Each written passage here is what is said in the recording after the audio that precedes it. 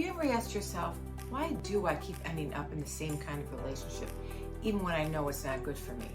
Maybe you're drawn to emotionally unavailable partners. Maybe you have a hard time letting go of someone who hurt you.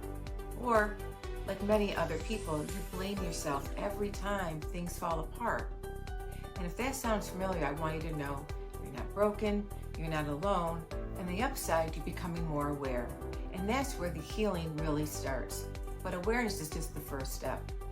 In this video, I'm going to walk you through 5 powerful why questions that can help you understand your patterns in a more compassionate, insightful, and healing way.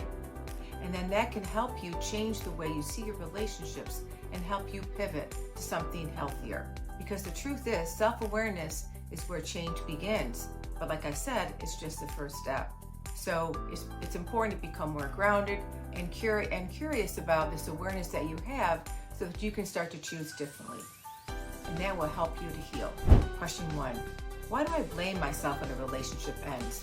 If you're the one that's always trying to fix things or keep the peace or take on all the blame, this might be your starting point. And who knows, maybe you have learned early that love had to be earned and that love came with strings, but it shouldn't. Because here's the truth. Not all relationship endings are failures.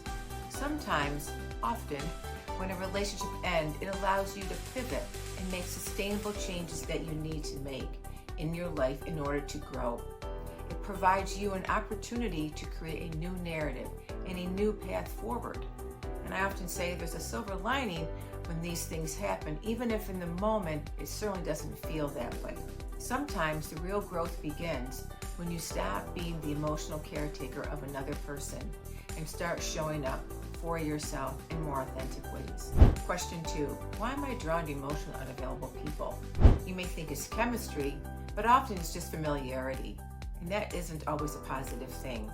If you grew up with unpredictable love, the chaos can feel like home. It can feel quite normal, but intense does not equal healthy.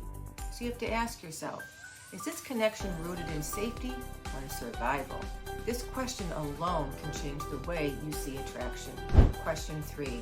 Why is it so hard for me to let go, even when I know it wasn't healthy?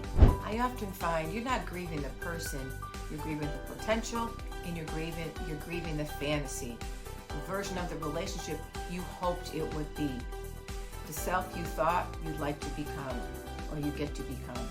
Letting go isn't weakness, it's strength.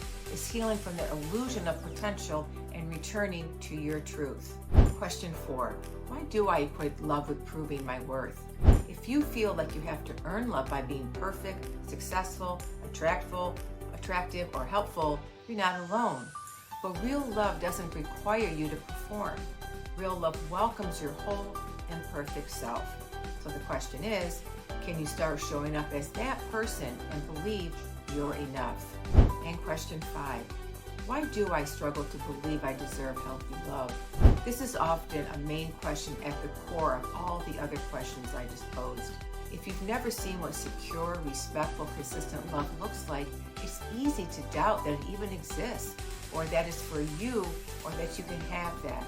But healing really begins when you stop asking, what's wrong with me? And start asking, what do I need to feel safe, loved, and seen? These why questions aren't about judging yourself. They're about understanding yourself so you can break old patterns and start choosing relationships that actually nourish you. And I hope that helps. Because remember, you don't have to keep repeating the same story. You get to rewrite it at any time. If you'd like the printable version of these 5 why questions with journaling prompts to help you dig a little bit deeper, grab the free guide linked in the write-up below. And thanks again.